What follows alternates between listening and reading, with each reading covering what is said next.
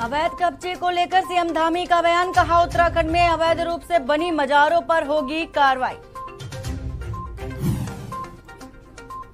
भाजपा के राष्ट्रीय प्रवक्ता सुधांशु त्रिवेदी ने हिंदू मुसलमानों से ऊपर उठने का किया आह्वान, कहा ज्ञानव्यापी ऐतिहासिक निर्णय लेने का एक विषय।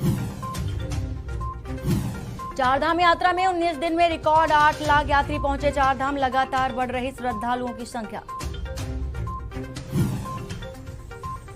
देहरादून नगर पालिका के अध्यक्ष रहे दीनानाथ सलूजा का निधन, देहरादून में ली अंतिम श्वास।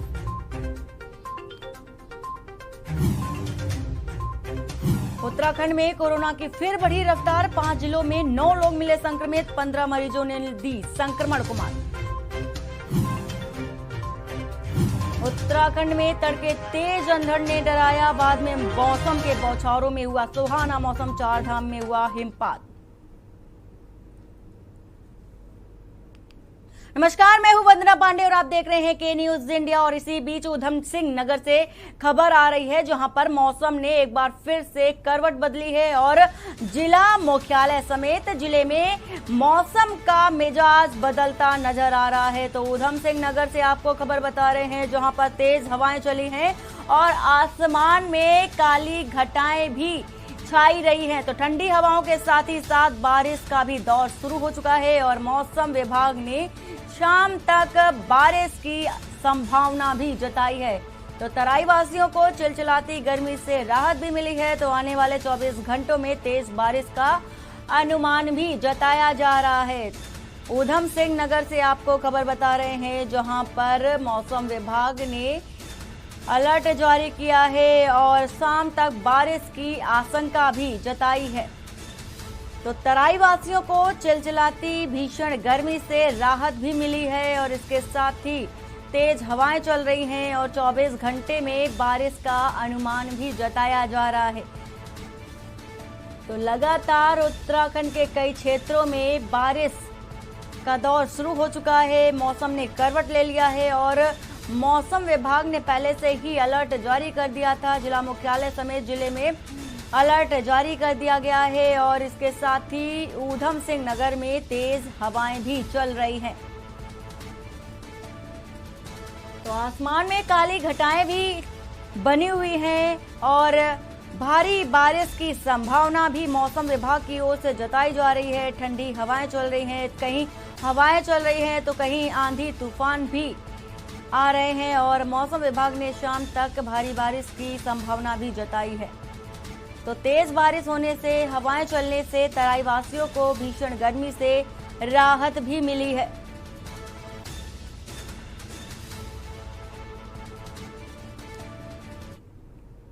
हरिद्वार से खबर है, जहां पर तेज बारिश के साथ तेज तूफान का भी कहर देखने को मिल रहा है और तूफान के चलते बाइक सवार की सड़क पर पेड़ गिरने से मौत हो गई है। सुबह 5 बजे लक्सर से हरिद्वार मार्ग की ओर युवक जा रहा था और पुलिस ने शव को कब्जे में लेकर पोस्टमार्टम के लिए भेजा हुआ है। तो हरिद्वार से आपको खबर बता रहे हैं, जहां पर लगातार तेज हवाएं चल रही हैं, आंधी तूफान का कहर भी देखने को मिल रहा है और पुलिस ने बाइक सवार का जो शव है उसे पोस्टमार्टम के लिए भेजा है, क्योंकि तेज आंधी के चलते, तूफान के चलते पेड़ गिर गया और पेड़ गिरने से उसकी चपेट में एक बाइक सवार आ गया, जिसकी मौत हो गई है और उससे पुलिस ने पोस्टमार्टम के लिए भी भेजा हुआ है।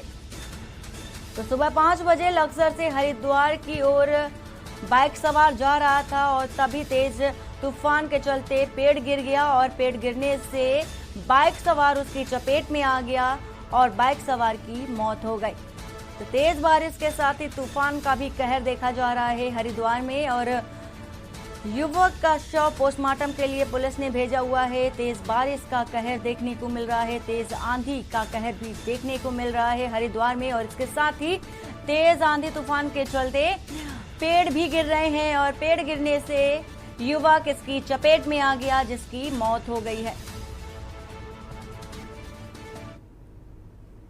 हरिद्वार से खबर आ रही है, जहां पर जंगल सफारी में पर्यटकों की भीड़ उमड़ पड़ी है और वन्य जीवों के दीदार के लिए अब पर्यटक भी पहुंच रहे हैं। तो चारधाम यात्रा के पंजीकरण स्लॉट फुल होने की वजह से जो पर्यटक है उनकी संख्या भी बढ़ रही है और जंगल सफारी करने वालों की अचानक से संख्या बढ़ी है और जंगल सफारी में पर्यटकों की जो भीड़ है वो पहुंच रही है।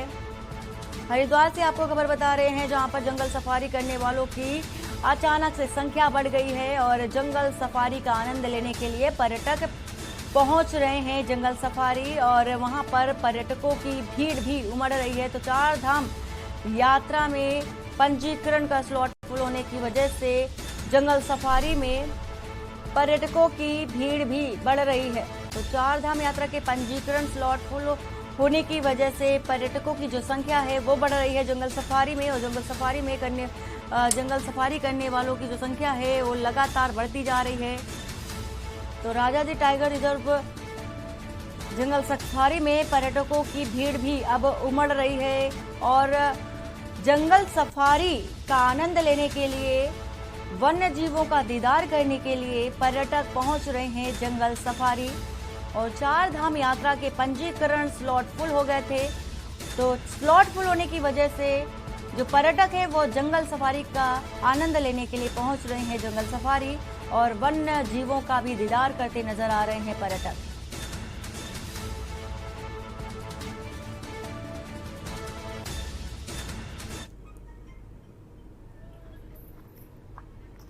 खबर देहरादून से है जहां पर दिल्ली में अपने 2 दिन के दौरे पर गए उत्तराखंड के मुख्यमंत्री पुष्कर सिंह धामी ने राज्य के प्रवासियों के एक कार्यक्रम में उत्तराखंड विधानसभा चुनाव में आप पार्टी के सीएम प्रत्याशी कर्नल अजय कोटियाल के पार्टी छोड़ने पर एक बयान दिया था।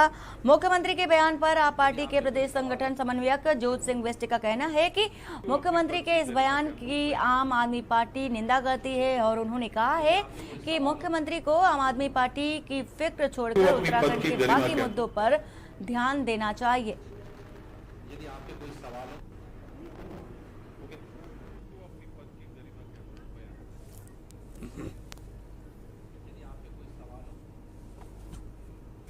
उस पर मुख्यमंत्री का बयान पूरी तरह से गैर जिम्मेदाराना है। मैं उसकी निंदा करता हूं और उसके साथ साथ मैं माननीय मुख्यमंत्री से अपेक्षा करता हूं कि राज्य पर जो कर्ज का बोझ है उसको कम करने की चिंता करें, राज्य में जो यात्रा व्यवस्था की बदहाली है उसको ठीक करने की चिंता करें, राज्य में जो नौजवान बेरोजगार हैं उनको रोजगार देने की चिंता करें और राज्य के अंदर जो भ्रष्टाचार की गंगा बह रही है उस पर रोक लगाने का काम करें तो ज़्यादा बेहतर होगा। आम आदमी पार्टी की चिंता करने की उनको जरूरत नहीं है। और इसी बीच देहरादून से खबर आ रही है। देहरादून से आपको खबर बता दें, उत्तराखंड में 3 बड़े रोपवे प्रोजेक्ट उतरेंगे। तो उत्तराखंड से 3 बड़े रोपवे प्रोजेक्ट उतरेंगे और अगले साल तक रोपवे प्रोजेक्ट भी आ जाएंगे। देहरादून से आपको ये खबर बता रहे हैं जहां पर चार धाम यात्रा को अब पंख लगाने की तैयारी भी उत्तराखंड सरकार की ओर से कर ली गई है और इसके साथ ही यमुनोत्री हेमकुंड साहिब रोपवे प्रोजेक्ट में शामिल होंगे। तो ये बड़ी जानकारी आपको दे रहे हैं उत्तराखंड से जहां पर तीनों प्रोजेक्ट पर बेहद तेज गति से कार्य भी चल रहा है और चार धाम यात्रा में पंख लगाने के लिए 3 प्रोजेक्ट पर काम होगा। उत्तराखंड में अब 3 बड़े प्रोजेक्ट पर काम किया जा रहा है जिससे कि चार धाम यात्रा में यात्रा करने वाले आने वाले यात्रियों को किसी तरह की कोई समस्या ना हो, इसके लिए 3 बड़े प्रोजेक्ट पर कार्य किया जाएगा और चार धाम यात्रा को इस तरह से पंख भी लगते नजर आ रहे हैं। तो ये बड़ी खबर, बड़ी जानकारी हम आपको दे रहे हैं उत्तराखंड से जहां पर उत्तराखंड में अब 3 बड़े रोपवे प्रोजेक्ट पर कार्य किया जा रहा है और उत्तराखंड सरकार की ओर से बड़ी पहल की जा रही है और अगले साल तक रोपवे प्रोजेक्ट भी आ जाएंगे और इस प्रोजेक्ट में तेज गति से कार्य भी किया जा रहा है।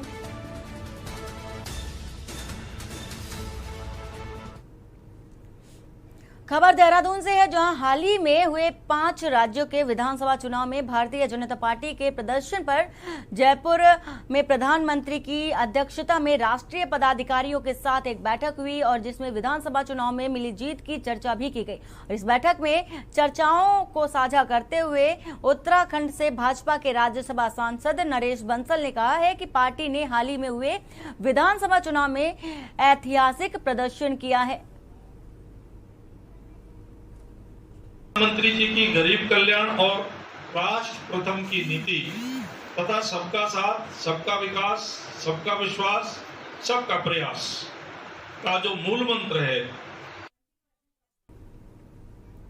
धर्मनगरी हरिद्वार में कोरोना महामारी के कारण 2 वर्ष तक कांवड़ यात्रा पर रोक लगी थी और मगर इस वर्ष जिस तरह से चारधाम के लिए लाखों की संख्या में श्रद्धालु उत्तराखंड का रुख कर रहे हैं, उसको देखते हुए हरिद्वार जिला प्रशासन कांवड़ यात्रा को भव्य रूप से मनाने की तैयारी में भी जुट चुका है। तो हरिद्वार जिलाधिकारी विनय शंकर पांडे का कहना है कि पिछले 2 वर्षों से कोरोना को देखते हुए कांवड़ यात्रा पर प्रतिबंध लगा रहा था और इस वर्ष जिस तरह से चारधाम के लिए श्रद्धालुओं का आना जारी है, उसको देखते हुए लगता है कि कांवड़ यात्रा काफी ऐतिहासिक होने वाली है।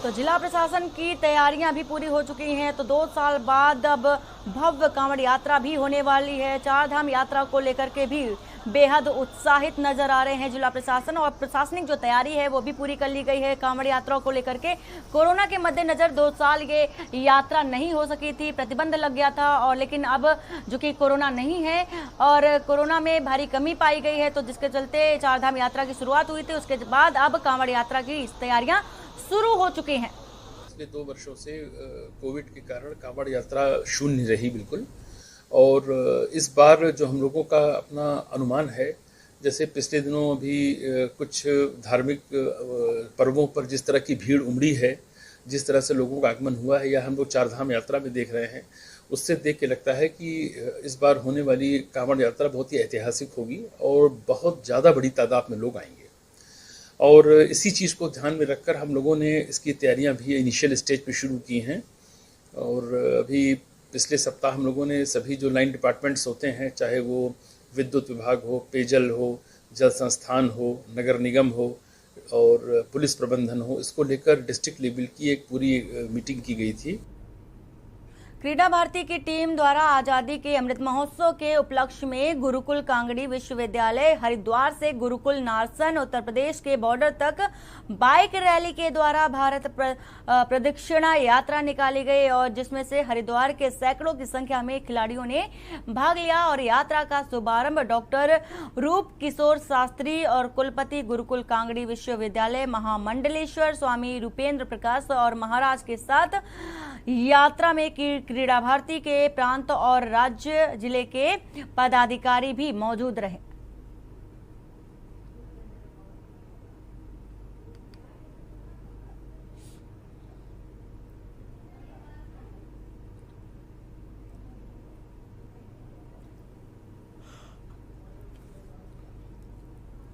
National association of street vendors of India के आह्वान पर उत्तराखंड लघु व्यापार एसोसिएशन के प्रांतीय अध्यक्ष संजय चोपड़ा के नेतृत्व में देश भर में अतिक्रमण के नाम पर आंदोलन किया और रेडी पटरी के लघु व्यापारियों को उनके कारोबारों से स्थानों से हटाए जाने के विरोध में 1 दिवसीय राष्ट्रव्यापी आंदोलन किया गया। वहीं आंदोलन को सफल बनाने के उद्देश्य पूर्ति के लिए रेडी पटरी के लघु व्यापारियों के अधिकारों के प्रति जागरूक और जनसंपर्क अभियान के तहत सप्तऋषि भूपत वाला खड़खड़ी और भीमगोड़ा पंतदी पार्किंग हर की पैड़ी और रोडी बेलवाला पर रोड भल्ला रोड बस अड्डा और रेलवे स्टेशन कनखल चौक बाजार सहित सिंह द्वार सहित क्षेत्रों के रेडी पटरी के लघु व्यापारियों के संगठनों के साथ बैठक कर राष्ट्रव्यापी आंदोलन के समर्थन के लिए विचारों का आदान और प्रदान दोनों ही किया गया।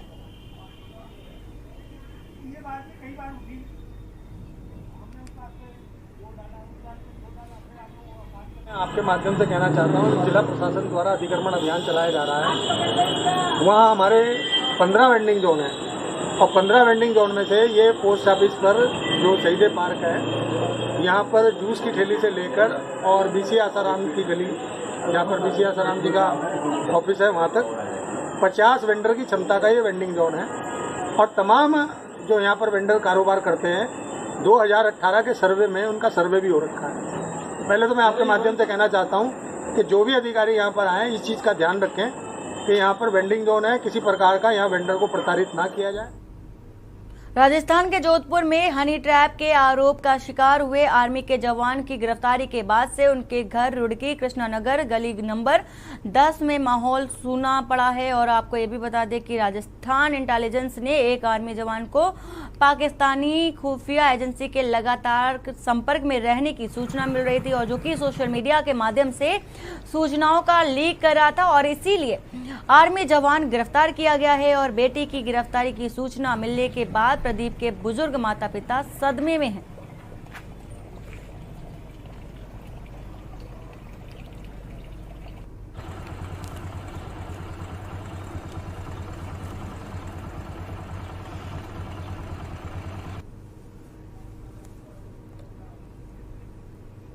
खबर देहरादून से है, जहां पर विश्व संवाद कार्यक्रम में राज्यसभा सांसद और भाजपा के राष्ट्रीय प्रवक्ता सुधांशु त्रिवेदी राजधानी देहरादून पहुंचे। और इस कार्यक्रम में राज्यसभा सांसद सुधांशु त्रिवेदी ने लोगों को पत्रकारिता का महत्व समझाते हुए कहा है कि पत्रकारिता को हम पश्चिमी जगत से जोड़कर देखते हैं, लेकिन मूल रूप से यह भारतीय जनमानस में भारतीय परंपरा और इतिहास किस प्रकार से संबंधित है, उसका मूल स्रोत कहां से है, ऐसे कार्यक्रम उसको रेखांकित करने का कार्य करते हैं।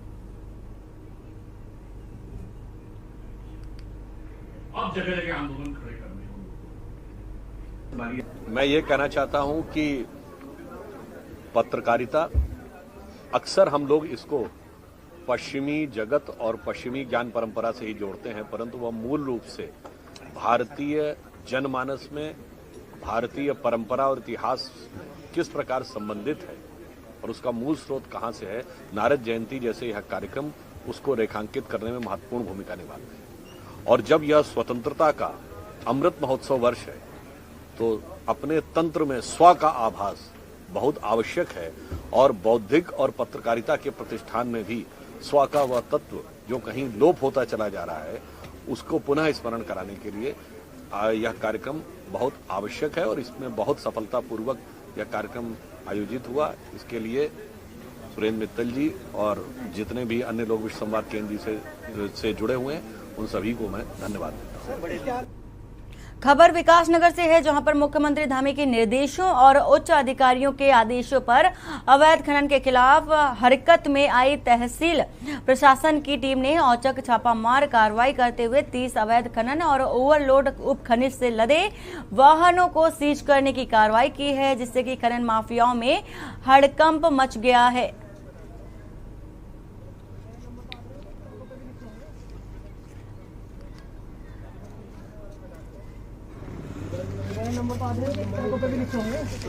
जो अवैध खनन और परिवहन पे जो कार्रवाई लगातार जिलाधिकारी महोदय के निर्देश पे की जा रही थी, आज वो भी उसी रूटीन चेकिंग उसकी की जा रही है। कुछ वाहन सस्पेक्टेड वाहन थे जिनको यहाँ पे चेक किया गया है और उन पे जांच करके आगे कार्रवाई की जा रही है। सर अभी तक कितने वाहनों को लगभग?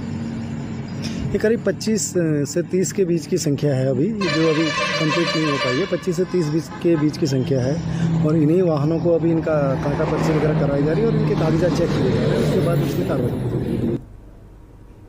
मामी के साथ प्रेम कर बैठा भांजा और फिर मामा को ही रास्ते से हटाने के लिए रच दी खूनी प्रेम कहानी। फिर अपने प्रेम को परवान चढ़ाने के लिए मामा की निर्मम हत्या कर दी। मामी के प्रेम में पागल भांजे ने इस पूरी वारदात के लिए ऐसा चक्र रचा कि मामा फंस गया और फिर मामा भांजे ने पहले छलकाए जाम के और फिर भांजे ने हत्या की घटना को अंजाम दे दिया। मामा और भांजे की प्रेम कहानी में विलन बने मामा को रास्ते से हटाने के लिए कैसे पूरी कहानी रची गई है, देखिए ये हमारी रिपोर्ट।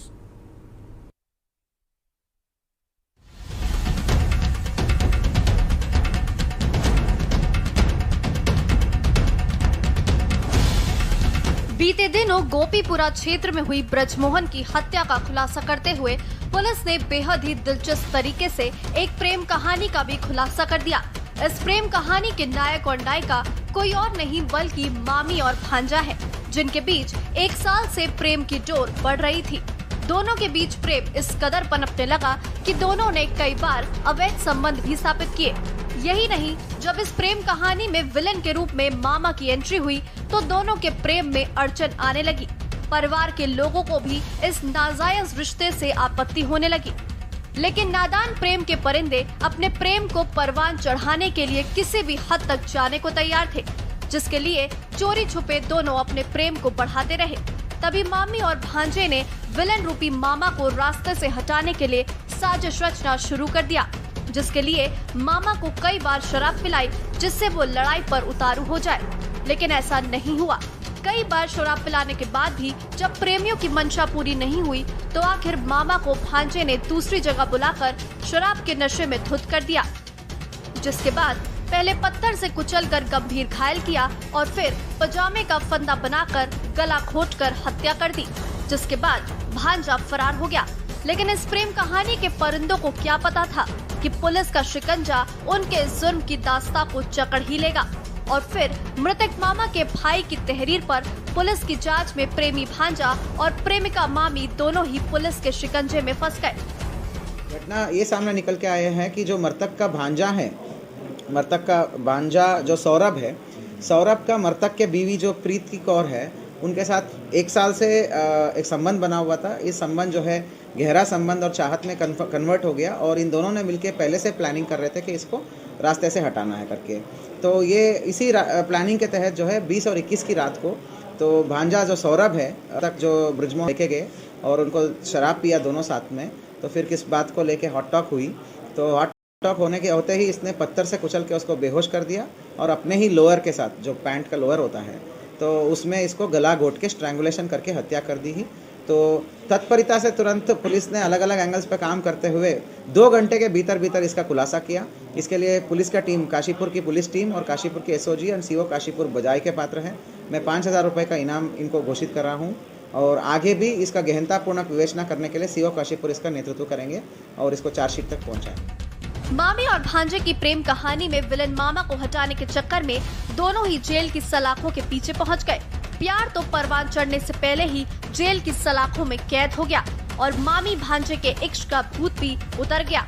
बहरहाल भांजा और मामी ने जहां रिश्तों की पवित्रता को शर्मसार किया है, वहीं इस अवैध प्रेम को परवान चढ़ाने के लिए जिस जुर्म का रास्ता चुना उसने सलाखों के पीछे धकेल दिया। के न्यूज के लिए काशीपुर से अजहर मलिक की रिपोर्ट।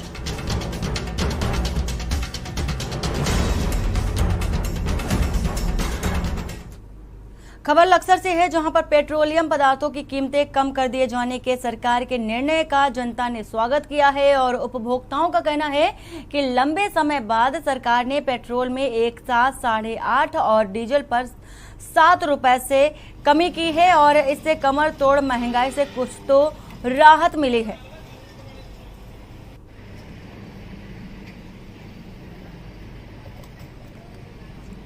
देखो, पेट्रोल जैसे कि कम होने के लिए बहुत अच्छा हुआ है और इसमें जो है हमें यह फ़ायदा होगा कि जहां हमें 100 रुपये का पेट्रोल डलाना था, वहां पर हम 50 रुपये का पेट्रोल डला के अपना काम कर सकते हैं और बहुत आसानी से जा सकते हैं। पहले बहुत अच्छा फील कर रहे हैं हम। अगर इसी प्रकार से रेट कम होते रहेंगे तो और ज़्यादा अच्छा फील करेंगे हम।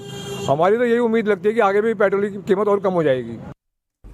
हरिद्वार की बहादुराबाद थाना पुलिस ने वरिष्ठ पुलिस अधीक्षक के आदेश पर अपराधों के अनावरण हेतु अलग अलग टीम का गठन किया है और गठन टीमों द्वारा मुखबिर की सूचना पर पुलिस टीम थाना क्षेत्र में पूर्व में पंजीकृत आयोग से संबंधित मामले में जांच कर रही थी। बहादुराबाद पुलिस ने चेकिंग के दौरान पुराने पथरी पावर हाउस के पास से 2 व्यक्तियों को चोरी की मोटरसाइकिल के साथ गिरफ्तार किया है और स्वतंत्र कुमार एसपी सिटी ने प्रेस वार्ता के दौरान बताया है कि पुलिस ने मुकदमा दर्ज कर मामले की जांच करते हुए चेकिंग के दौरान 2 अभियुक्तों को चोरी की मोटरसाइकिल के साथ गिरफ्तार किया है। चोरी की घटनाएं जब सामने आती थी तो एक टीम भी बनाई गई थी। इसी बीच 21 तारीख को एक विष्णु शर्मा जी हैं, उन्होंने एक तहरीर दी कि इनकी बाइक यहाँ से चोरी हो गई है। उस तहरीर पे होमवर्क जब किया गया और हमारी टीम लगी तो 2 साथी चोरों को गिरफ्तार किया गया, तैयब और शाहबाज। तैयब रुड़की का रहने वाला है और शाहबाज पथरी का रहने वाला है। ये दोनों अंतर्राज्यीय चोर हैं और बाइक चुराने का काम करते हैं। ये यूपी में मेरठ, हरिद्वार और हरियाणा में एक्टिव हैं। इनके विरुद्ध 5 मुकदमे दर्ज हैं, जो 4 अभी तक जो हमारे संज्ञान में आया है 4 मुकदमे हरिद्वार में दर्ज हैं। मसूरी अनैतिक देह व्यापार में मसूरी पुलिस की संयुक्त कार्रवाई के चलते 2 महिलाओं सहित 3 पुरुषों को गिरफ्तार कर पुलिस ने मेडिकल जांच के बाद अभियोग पंजीकरण कर कड़ी कार्रवाई करते हुए इन सभी लोगों को हिरासत में ले लिया है। और कोतवाल गिरीश चंद्र शर्मा ने बताया है कि मसूरी बहुत ही प्रसिद्ध पर्यटक स्थल है और यहाँ देश और दुनिया से इस सीजन के समय लाखों पर्यटक अपने परिवार के साथ घूमने आते हैं और आसपास के क्षेत्रों में इस तरह से लगातार चेकिंग अभियान चलाया जा रहा है। अगर फिर कहीं ऐसी शिकायत मिलती है तो पुलिस कड़ी कार्रवाई करेगी।